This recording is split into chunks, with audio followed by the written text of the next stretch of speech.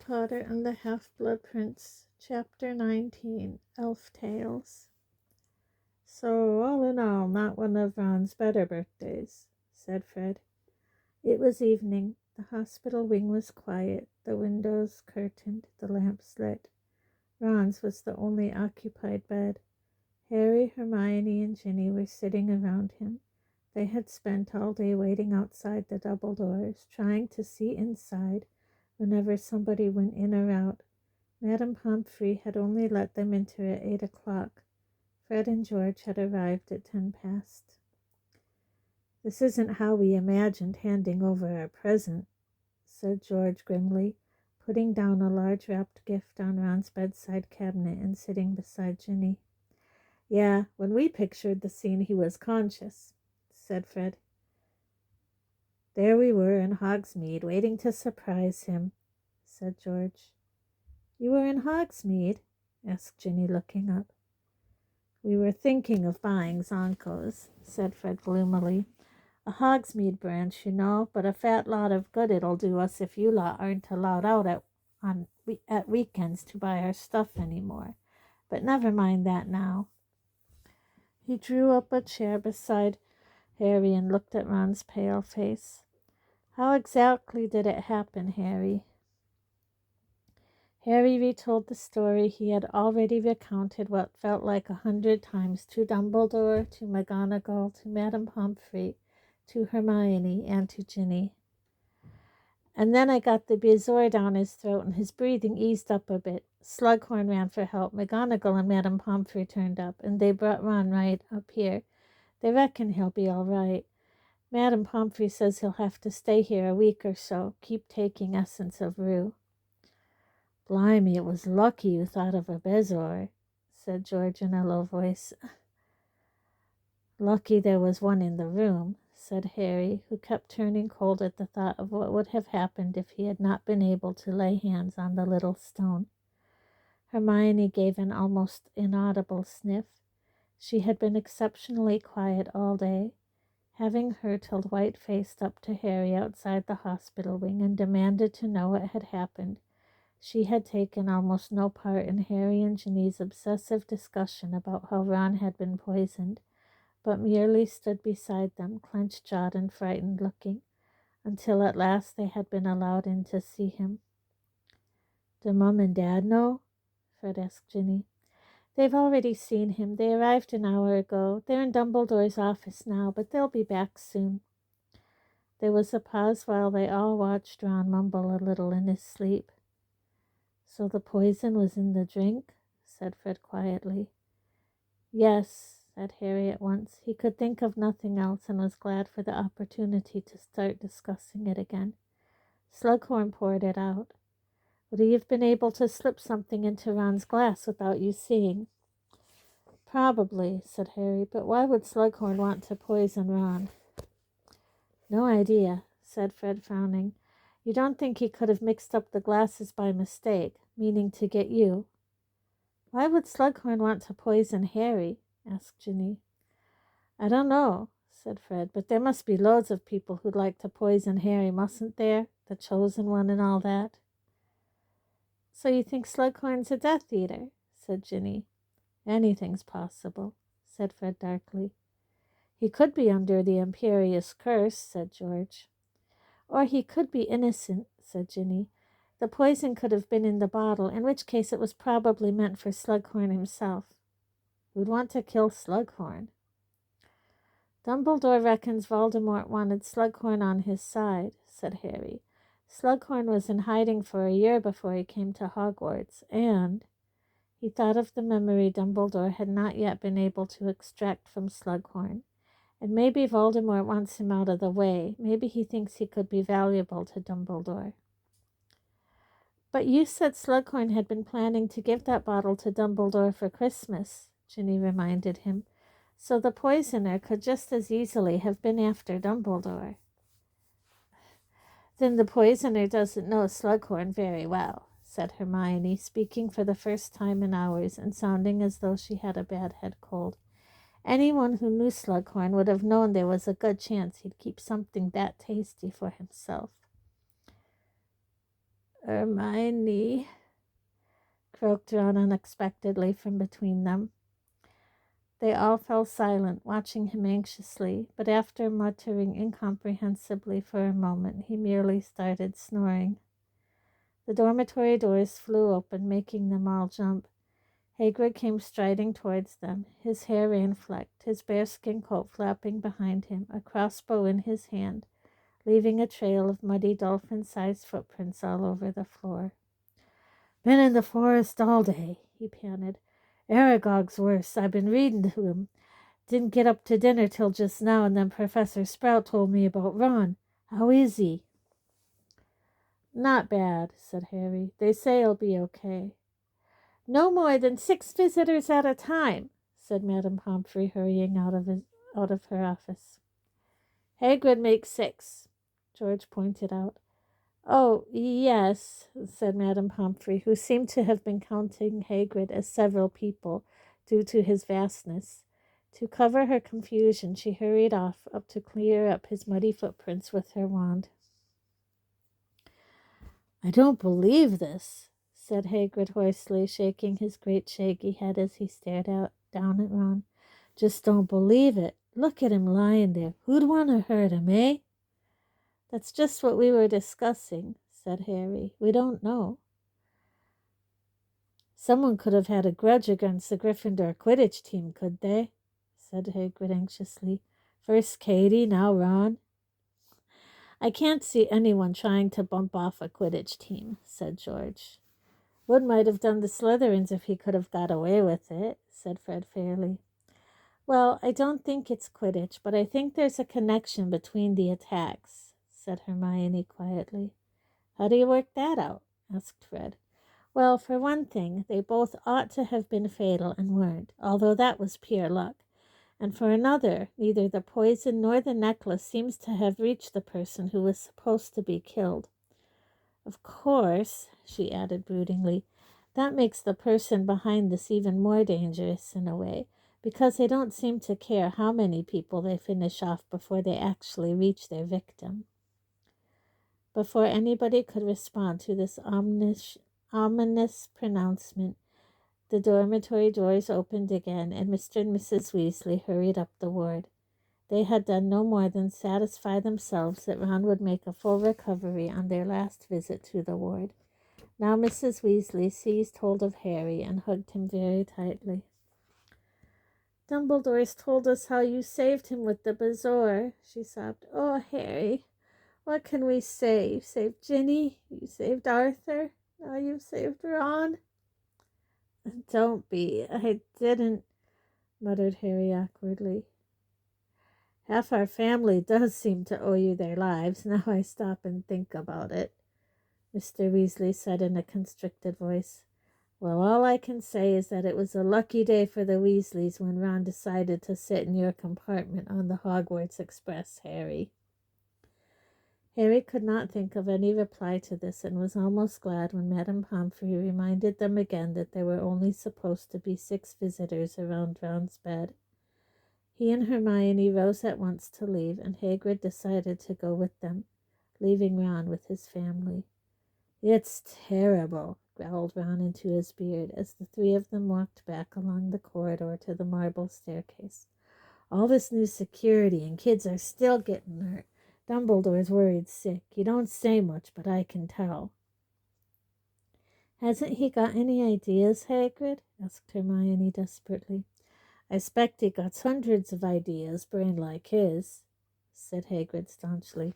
"But he doesn't know who sent that necklace nor who put poison in that wine, or they'd have been caught, wouldn't they? What worries me," said Hagrid, lowering his voice and glancing over his shoulder. Harry, for good measure, checked the ceiling for Peeves, "is how long Hogwarts can stay open if kids are being attacked. Chamber of Secrets all over again, isn't it? There'll be panic, more parents taking their kids out of school, and next thing you know, the Board of Governors."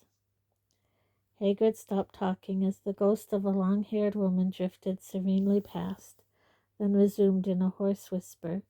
"The Board of Governors will be talking about shutting us up for good." "Surely not," said Hermione, looking worried. Gotta see it from their point of view, said Hagrid heavily. I mean, it's always been a bit of a risk sending a kid to Hogwarts, hasn't it? You expect accidents, don't you, with hundreds of underage wizards all locked up together. But attempted murder, that's different. It's no wonder Dumbledore's angry with Snape. Hagrid stopped in his tracks, a familiar guilty expression on what was visible of his face above his tangled black beard. What? Said Harry quickly. Dumbledore's angry with Snape? I never said that, said Hagrid, though his look of panic could not have been a bigger giveaway. Look at the time. It's getting on for midnight. I need to... Hagrid, why is Dumbledore angry with Snape? Harry asked loudly. Shh, said Hagrid, looking both nervous and angry. Don't shout stuff like that, Harry. Do you want me to lose me job? Mind, I don't suppose you'd care, would you? Not now you've given up care of Madge. Don't try and make me feel guilty. It won't work, said Harry forcefully. What's Snape done? I don't know, Harry. I shouldn't have heard it at all. I was coming out of the forest the other evening, and I overheard him talking, arguing. Didn't like to draw attention to myself, so I sort of skulked and tried not to listen, but it was a heated discussion, and it wasn't easy to block it out. Well, Harry urged him, as Hagrid shuffled his enormous feet uneasily. Well, I just heard Snape saying Dumbledore took too much for granted, and maybe he, Snape, didn't want to do it anymore. Do what? I don't know, Harry. It sounded like Snape was feeling a bit overworked, that's all. Anyway, Dumbledore told him flat out he'd agreed to do it, and that was all there was to it. Pretty firm with him. And then he said something about Snape making investigations in his house in Slytherin. Well, there's nothing strange about that, Hagrid added hastily, as Harry and Hermione exchanged looks full of meaning. All the heads of house were apt to look into that necklace business. Yeah, but Dumbledore's not having rows with the rest of them, is he? Said Harry. Look. Hagrid twisted his crossbow uncomfortably in his hands. There was a loud splintering sound, and it snapped in two. I know what you're like about Snape, Harry, and I don't want you to go read more into this than there is. Look out, said Hermione tersely.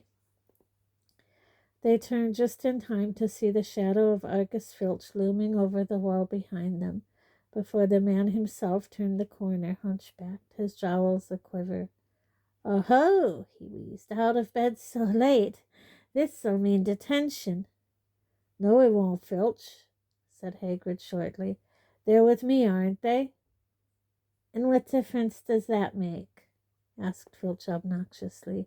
I'm a ruddy teacher, aren't I, you sneaking squib? Said Hagrid, firing up at once. There was a nasty hissing noise as Filch swelled with fury. Mrs. Norris had arrived unseen and was twisting herself sinuously around Filch's skinny ankles. Get going, said Hagrid out of the corner of his mouth. Harry did not need telling twice. He and Hermione both hurried off, Hagrid and Filch's raised voices echoing behind them as they ran. They passed Peeves near the turning into Gryffindor Tower, but he was streaking happily towards the source of the yelling, cackling and calling. When there's strife and when there's trouble, call on Peevesy, he'll make double. The fat lady was snoozing and not pleased to be awoken, but swung forward scrumpily to allow them to clamber into the mercifully peaceful and empty common room. It did not seem that people knew about Ron yet. Harry was very relieved. He had been interrogated enough that day. Hermione bade him good night and set off for the girls' dormitory. Harry, however, remained behind, taking a seat beside the fire and looking down into the dying embers. So Dumbledore had argued with Snape, in spite of all he had told Harry, in spite of his insistence that he trusted Snape completely. He had lost his temper with him.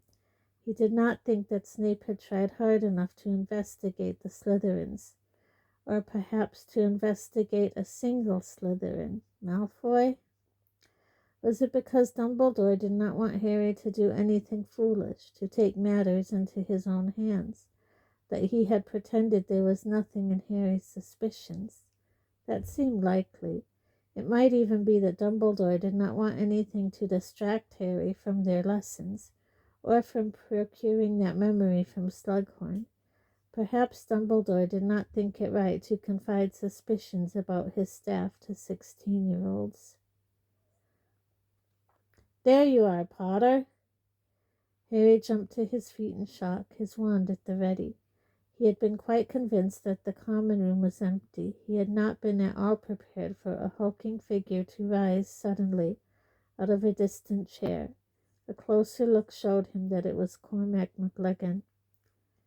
"I've been waiting for you to come back," said McLaggen, disregarding Harry's drawn wand. "Must have fallen asleep.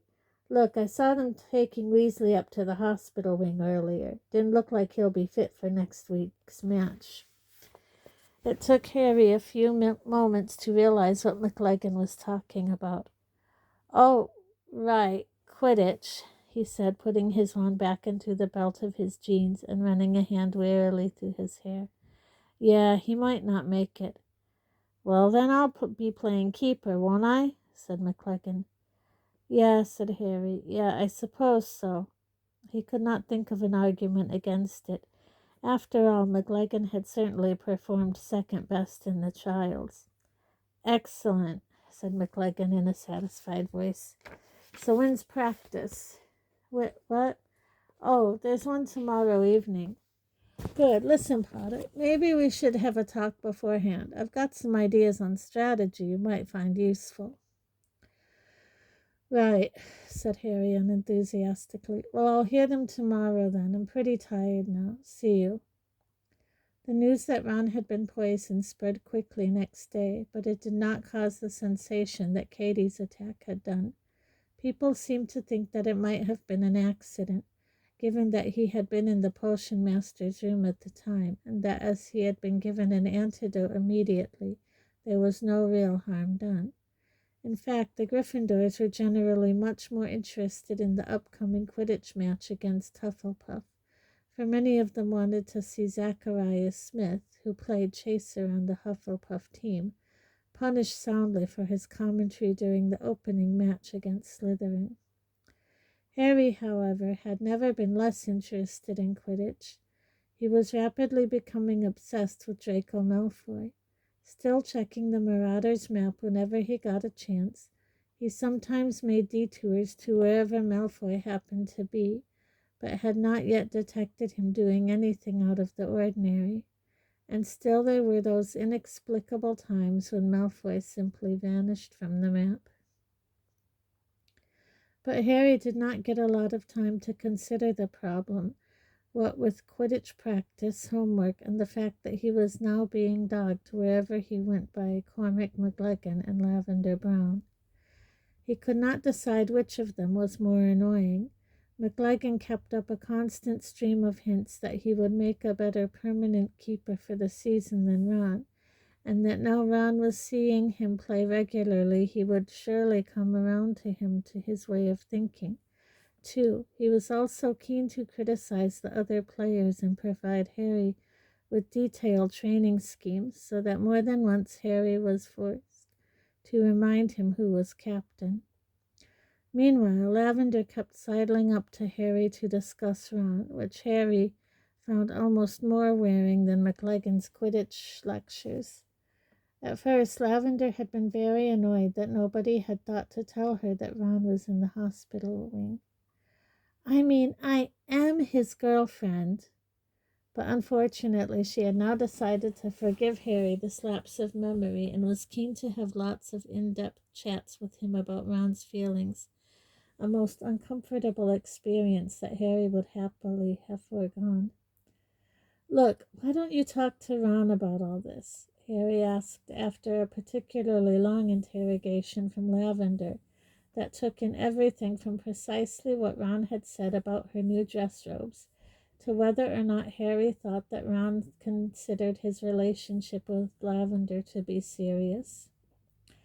"Well, I would, but he's always asleep when I go and see him," said Lavender fretfully.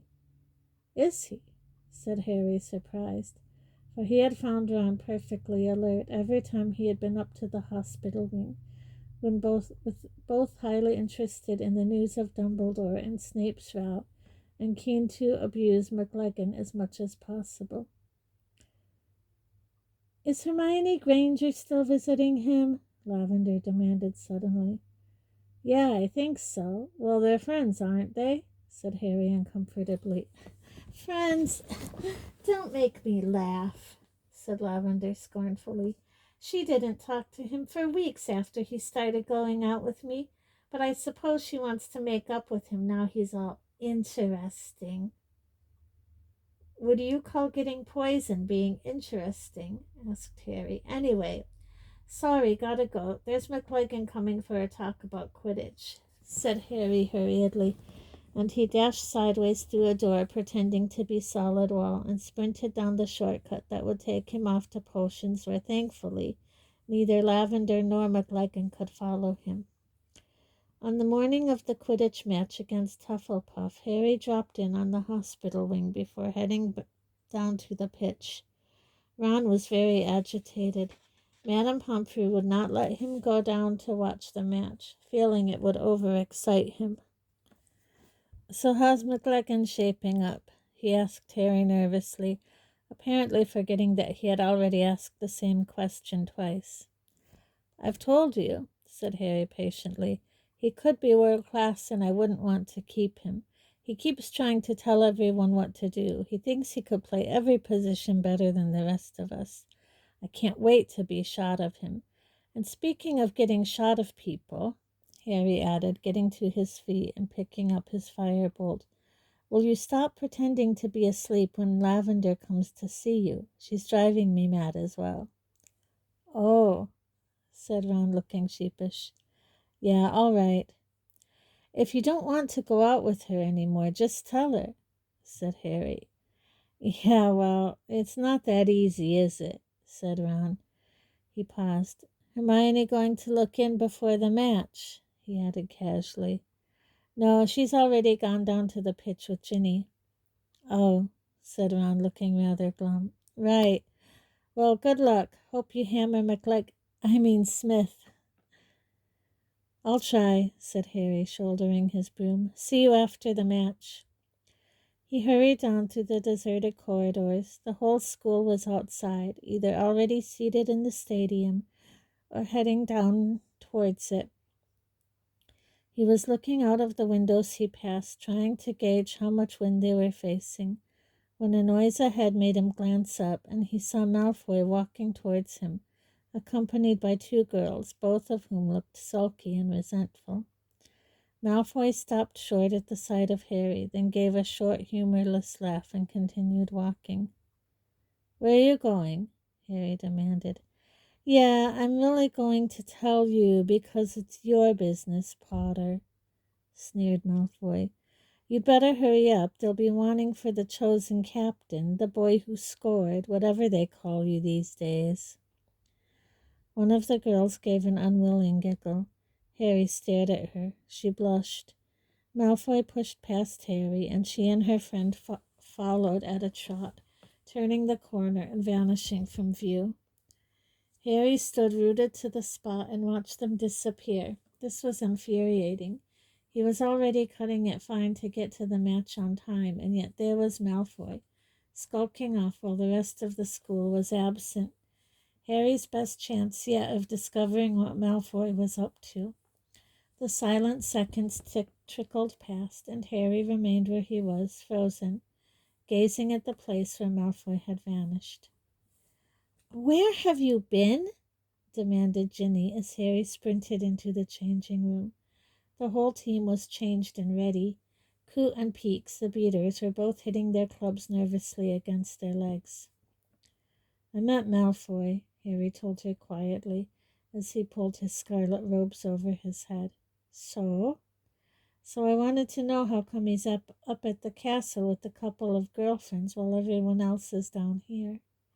"Does it matter right now?" "Well, I'm not likely to find out, am I?" said Harry, seizing his firebolt and pushing his glasses straight. "Come on, then." And without another word he marched out onto the pitch to deafening cheers and boos. There was little wind, the clouds were patchy. Every now and then there were dazzling flashes of bright sunlight. "Tricky conditions," McLagan said bracingly to the team. "Coot, Peaks, you'll want to fly out of the sun so they don't see you coming." "I'm the captain, McLagan. Shut up giving them instructions," said Harry angrily. "Just get up by the goalposts." Once McLagan had marched off, Harry turned to Coot and Peaks. "Make sure you do fly out of the sun," he told them grudgingly. He shook hands with the Hufflepuff captain, and then, on Madam Hooch's whistle, kicked off and rose into the air, higher than the rest of his team, streaking around the pitch in search of the snitch. If he could catch it good and early, there might be a chance he could get back up to the castle, seize the Marauder's map, and find out what Malfoy was doing. "And that's Smith of Hufflepuff, with the quaffle," said a dreamy voice echoing over the grounds. "He did the commentary last time, of course, and Ginny Weasley flew into him. I think probably on purpose. It looked like it. Smith was being quite rude about Gryffindor. I expect he regrets that now he's playing them. Oh, look, he's lost the quaffle. Ginny took it from him. I do like her. She's very nice." Harry stared down at the commentator's podium. Surely nobody in their right mind would have let Luna Lovegood commentate. But even from above there was no mistaking that long, dirty blonde hair or the necklace of butterbeer corks. Beside Luna, Professor McGonagall was looking slightly uncomfortable, as though she was indeed having second thoughts about this appointment. But now that big Hufflepuff player's got the quaffle from her. I can't remember his name. It's something like Buggins. "It's Cadwallader," said Professor McGonagall loudly from beside Luna. The crowd laughed. Harry stared around for the snitch. There was no sign of it. Moments later, Cadwallader scored. McLagan had been shouting criticism at Ginny for allowing the quaffle out of her possession, with the result that he had not noticed the large red ball soaring past his right ear. "McLagan, will you pay attention to what you're supposed to be doing and leave everyone else alone?" bellowed Harry, wheeling round to face his keeper. "You're not setting a good example," McLagan shouted back, red-faced and furious. "And now Harry Potter's having an argument with his keeper," said Luna serenely, while both Hufflepuffs and Slytherins below in the crowd cheered and jeered. "I don't think that'll help him find the snitch, but maybe it's a clever ruse." Swearing angrily, Harry spun around and set off around the pitch again, scanning the skies for some sign of the tiny winged golden ball. Ginny and Demelza scored a goal apiece, giving the red and gold-clad supporters below something to cheer about. Then Cadwallader scored again, making things level. But Ginny did not seem to have noticed. She appeared singularly uninterested in such mundane things as the score, and kept attempting to draw the crowd's attention to such things as interestingly shaped clouds and the possibility that Zacharias Smith, who had so far failed to maintain possession of the quaffle for longer than a minute, was suffering from something called loser's lurgy. 70-40 to Hufflepuff, barked Professor McGonagall into Luna's microphone. "Is it already?" said Luna vaguely. "Oh, look, the Gryffindor keeper's got hold of one of the beater's bats." Harry spun around in midair. Sure enough, McLagan, his reasons best known to himself, had pulled Peaks's bat from him and appeared to be demonstrating how to hit a bludger towards an oncoming Cadwallader. "Will you give him back his bat and get back to the goal post?" roared Harry, pelting towards McLagan just as McLagan took a ferocious swipe at the bludger and mishit it. A blinding, sickening pain, a flash of light, distant screams, and the sensation of falling down a long tunnel. And the next thing Harry knew, he was lying in a remarkably warm and comfortable bed and looking up at a lamp that was throwing a circle of golden light onto a shadowy ceiling. He raised his head awkwardly. There on his left was a familiar-looking, freckly, red-haired person. "Nice of you to drop in," said Ron, grinning. Harry blinked and looked around. Of course he was in the hospital wing. The sky outside was indigo streaked with quick crimson. The match must have finished hours ago, as had any hope of cornering Malfoy.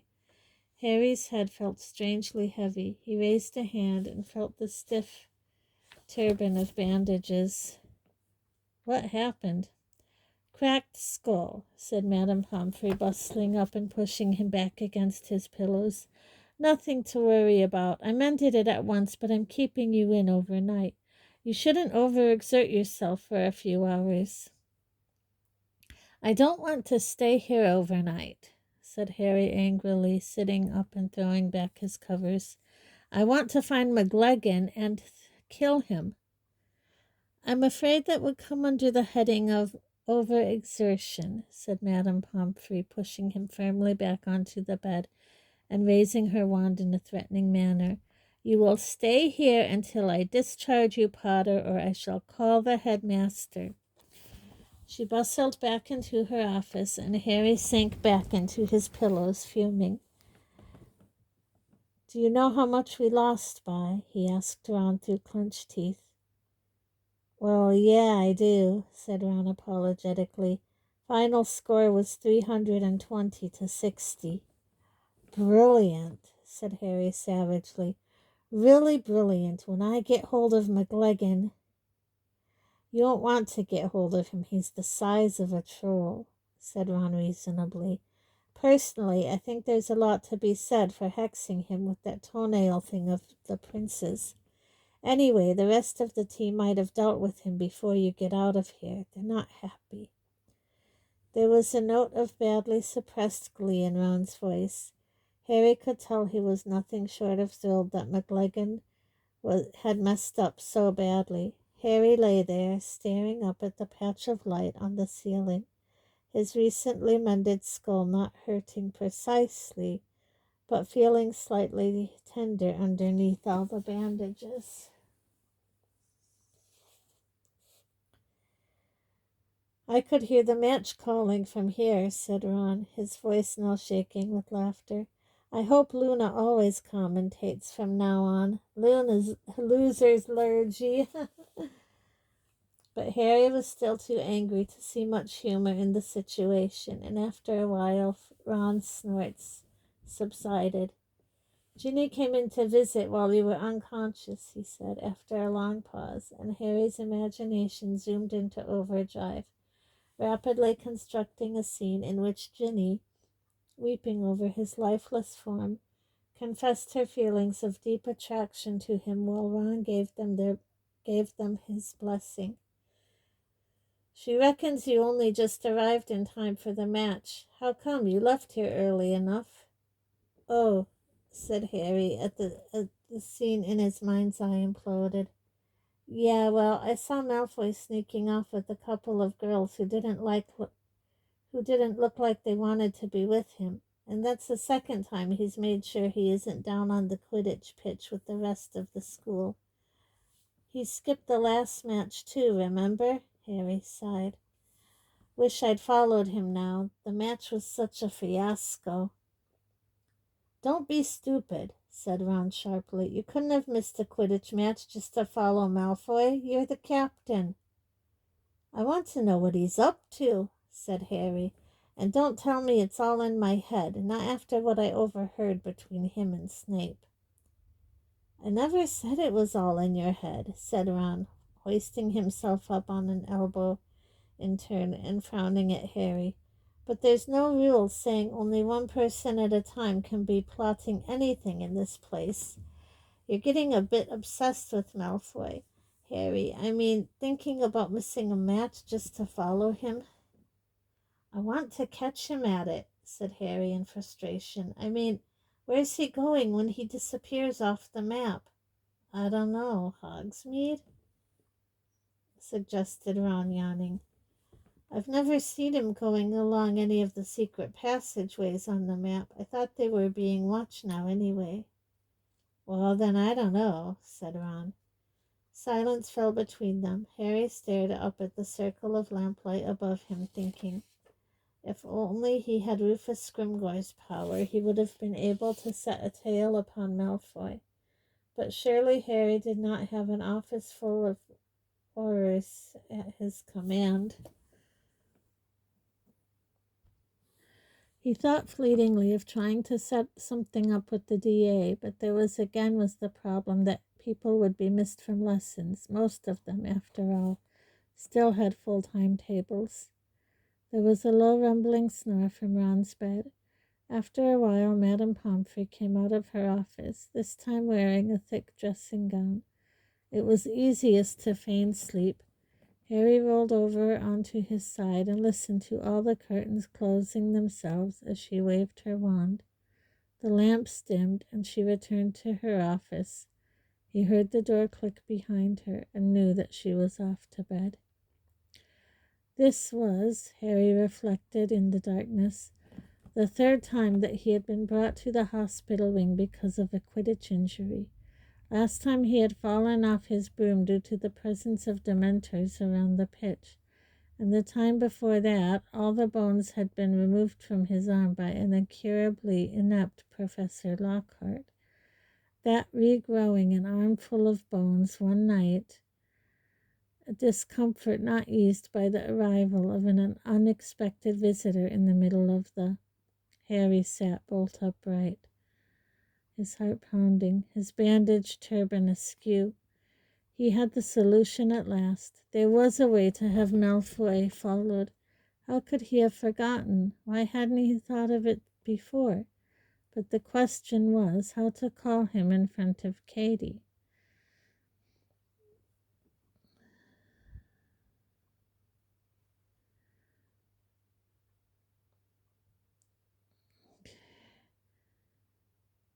Let's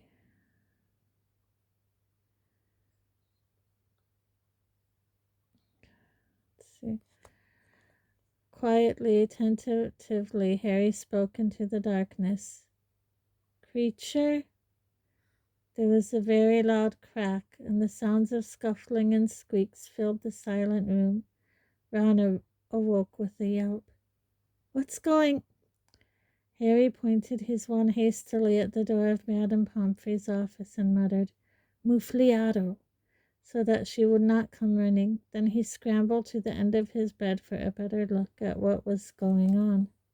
2 house elves were rolling around on the floor in the middle of the dormitory, one wearing a shrunken maroon jumper and several woolly hats, the other a filthy old rag strung over his hips like a loincloth.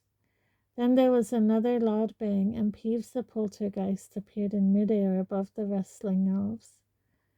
I was watching that party, he told Harry indignantly, pointing at the fight below before letting out a loud cackle. Look at the ickle creatures squabbling, bitey, bitey, punchy, punchy. Creature will not insult Harry Potter in front of Dobby. No, he won't, or Dobby will shut Creature's mouth for him, cried Dobby in a high-pitched voice. Icky scratchy, cried Peeves happily, and saw the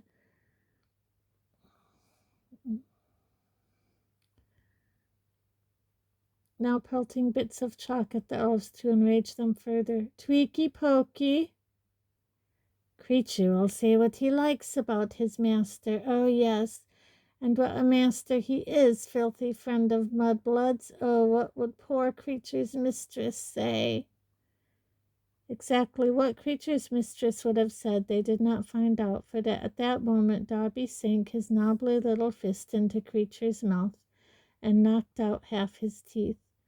Harry and Ron both leaped out of their beds and wrenched the 2 elves apart, though they continued to try and kick and punch each other, egged on by Peeves, who swooped around the lamp squealing.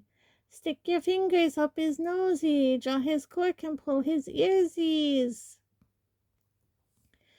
Harry aimed his wand at Peeves and said, Long-lock.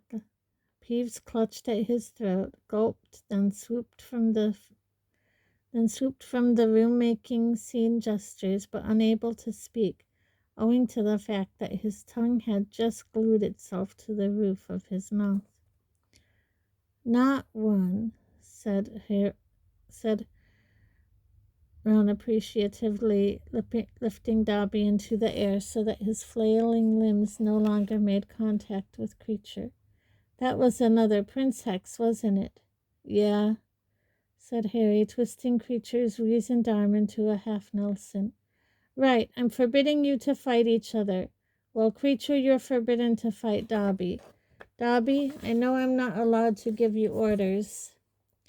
Dobby is a free house elf, and he can obey who he likes, and Dobby will do whatever Harry Potter wants him to do, said Dobby, tears now streaming down his shriveled little face onto his jumper. Okay, then, said Harry, and he and Ron both realized the elves, who fell to the floor but did not continue fighting. Master called me, croaked Creature, sinking into a bow even as he gave Harry a look that plainly wished him a painful death. Yeah, I did, said Harry, glancing toward Madame Pomfrey's office door to check that the Muffliato spell was still working. There was no sign that she had heard any of the movement, any of the commotion. I've got a job for you here. Creature will do whatever Master wants, said Creature, sinking so low that his lips almost touched his gnarled toes. Because Creature has no choice, but Creature is ashamed to have such a master, yes. Dobby will do it, Harry Potter, squeaked Dobby, his tennis ball-sized eyes still swimming with tears. Dobby would be honored to help Harry Potter. Come to think of it, it would be good to have both of you, said Harry. Okay, then, I want you to tail Draco Malfoy. Leaning the look of mingled anger and surprise on Ron's face, Harry went on. I want to know where he's going, who he's meeting, and what he's doing. I want you to follow him around the clock. Yes, Harry Potter, said Dobby at once, his great eyes shining with excitement. And if Dobby does it wrong, Dobby will throw himself off the topmost tower, Harry Potter. There won't be any need for that, said Harry hastily. Master wants me to follow the youngest of the Malfoys, croaked Creature. Master wants me to spy upon the pure-blood great-nephew of my old mistress. That's the one, said Harry, foreseeing a great danger and determining to prevent it immediately. And you're forbidden to tip him off, Creature, or to show him what you're up to, or to talk to him at all, or to write him messages, or to contact him in any way. Got it? He thought he could see Creature struggling to see a loophole in the instructions he had just given, and waited. After a moment or two, and to Harry's great satisfaction, Creature bowed deeply again and said with bitter resentment, Master thinks of everything, and Creature must obey him, even though Creature would much rather be the servant of the Malfoy boy. Yes, yes. That's settled then, said Harry. I'll want regular reports, but make sure I'm not surrounded by people when you turn up. Ron and Hermione are okay, and don't tell anyone what you're doing. Just stick to Malfoy like a couple of wart plasters.